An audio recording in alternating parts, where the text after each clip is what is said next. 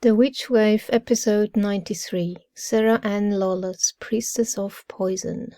Cat Coven.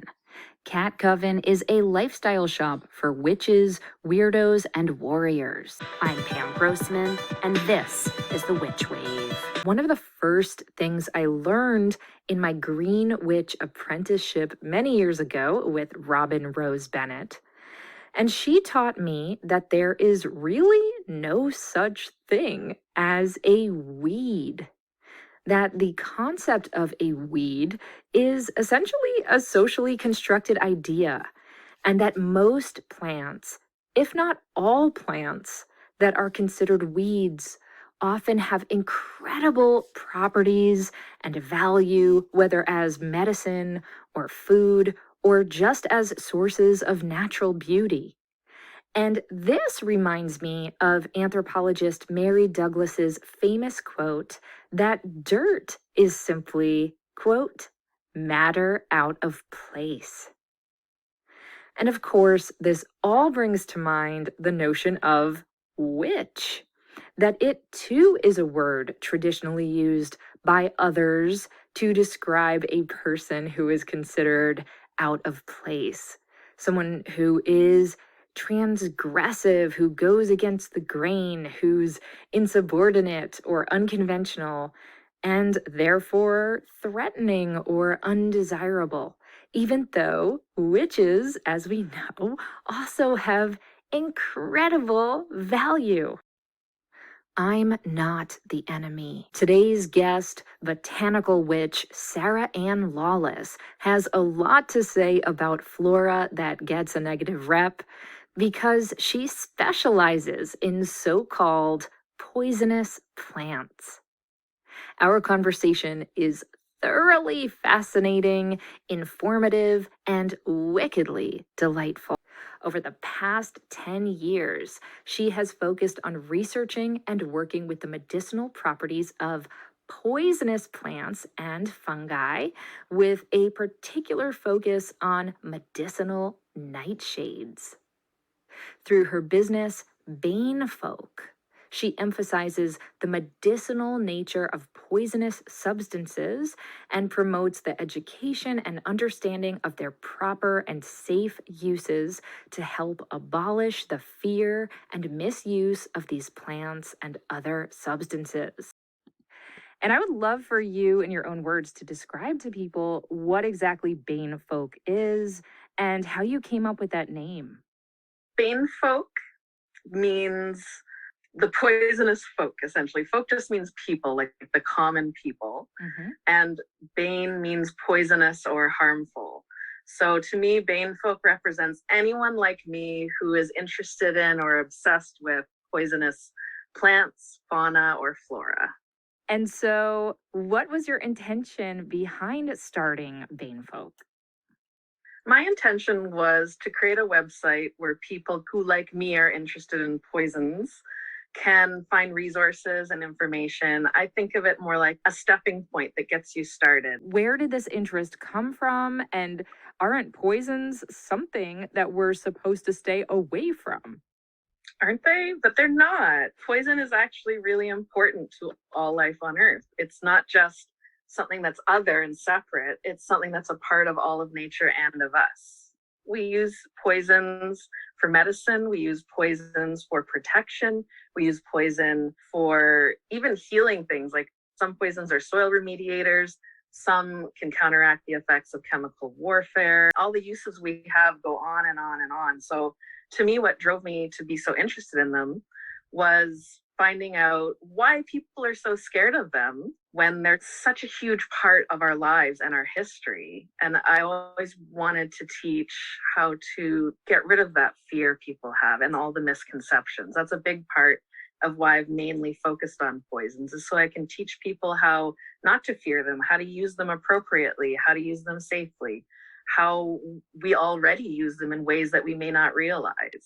Exactly. Now, just to root us, no pun intended, in what some of these poisonous plants are, could you just name a couple? Because I'm sure people will recognize some of these plant and flower and fungi names once you start naming them for us. Oh my gosh, there's so many. There's so many. So many things are poisonous we don't even realize are poisonous. Ordinary things are poisonous. So the big name ones people want to hear are like belladonna, datura, henbane, mandrake, scopolia, fly agaric, destroying angel, death cap. These are like the really big ones, the ones that people might know the most, but also like ricin, which comes from the castor bean, another plant. What else we got?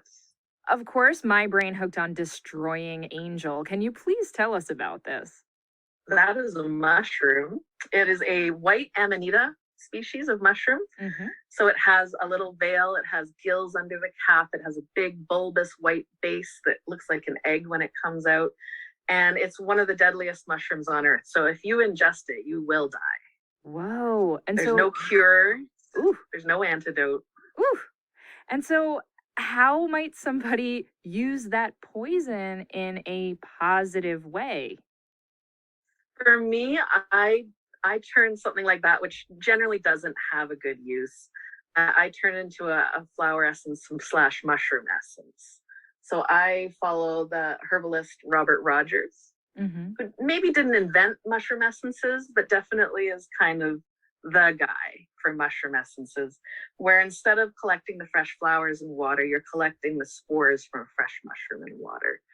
And then to me, you would ingest that safely because it's so diluted that you could work with death on that level. It's sympathetically. Mm-hmm. With other plants specifically, you can use them for literal medicines. But for a mushroom like that that's that toxic, it would have to be sympathetic only. I think we tend as humans to put things in tidy little boxes too easily instead of realizing that they're multifaceted. So one thing that's always fascinating about poisons is that they are multifaceted. They are a medicine. They can be food. They can do all these things that are beyond just hurting and killing people. I like to teach people that so they're not as scared.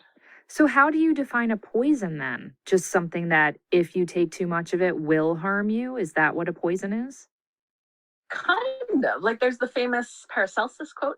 He says, there is no poison. The poison is the dose. Mm-hmm. In all things is poison. All things are poisonous in the right dose. So even water can kill you. Rosemary can kill you. It depends on how much we're talking about. Exactly. So when you think of it that way, all things can be poisonous to us.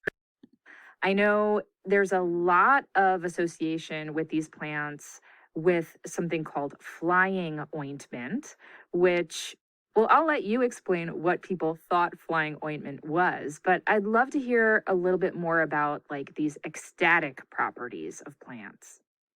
So a flying ointment was something that we first heard in the early modern period or a little bit before that. And a lot of them would seek out women who were making these ointments and check them out. And they would have these mystical experiences where they would travel far distances without ever leaving a room. Mm. And they were like, maybe there's something to this.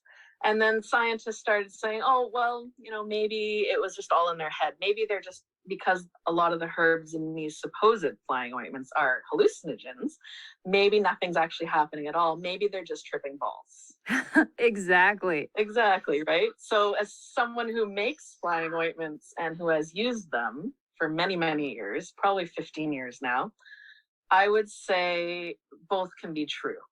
I've seen them used for way more purposes, and I understand them to be useful for way more purposes than just what's covered in witch mythology. So in the mythology, they can also be used for shape-shifting, especially turning into birds, hence flying ointment. They can be used for doing spell work, so they can be used for protection, for communicating with gods, for communicating with spirits, for protecting from them so they don't hurt you. For protection when you're astral traveling so that they can't harm your body or your spirit. I've seen them used for like divination and oracle type of work as well, which has worked out pretty well. I've seen them used for dream work too, where you apply the ointment maybe a couple hours before bedtime and then have crazy, awesome dreams that are way more vivid and memorable than normal. There's a lot of supporting resources that share that a lot of these poisons may be horribly dangerous under normal circumstances, but when used externally, and going into your bloodstream through your skin. They're not going through your organs and your digestive system, and they're not having the amount of damage done to you as it would if you were ingesting it. So a lot of these sources are saying ointments are the safer way to go if you really want to work with these herbs. You shouldn't be eating them or smoking them. You should be using them externally. Exactly. Now, you brought this up, and I know it's a sensitive topic. You're in Canada, I'm here in the US. I know we have to be careful about legality in terms of how we discuss this. As much as you're comfortable, can you share your experience of making these ointments and perhaps providing them for other people to use too? Yeah. So I very specifically chose to make my ointments medicinal. So I don't advertise them as flying ointments. They're herbal salves, they're pain relief ointments. I'm dosing them for medicine. I'm not dosing them for people who want to get high. So a lot of people worry, I want to use this ointment or try this ointment, but I'm worried I'm going to trip balls just from putting like a tiny little bit on me. And I'm like, no, I've actually dosed this for medicine. So you should be able to use a decent amount, but on your arthritic knees, on your back, on your nerve pain, whatever your issue is, and not trip balls. You might have some interesting dreams, but that would probably be it. So for people that do want to trip balls, you have to be really careful because you can't really sell those items as straightforwardly. When it's a medicine in Canada and the United States, it's a lot easier to sell. These poisons are legal in ointment form for external use, but it's much more shady and a gray area when you're selling them as a tincture or an oil that can be ingested. So you have to be really careful with Health Canada and the FDA. Sure. If someone really wants to work with these and provide their work to other people like I do, you really need to check your legalities first. So there's a reason I just make ointments and flower essences. And that's because those are the things I can make that, I won't get in trouble. Got it. So yes, I know how to make other things, but I don't want to get in trouble and I don't want people to hurt themselves. Okay, loud and clear. But hypothetically, if one were to hypothetically visit you in the woods, maybe they could perhaps have a more flying ointment experience, potentially, hypothetically. You don't need to visit me in the woods. You don't need to visit me in the woods.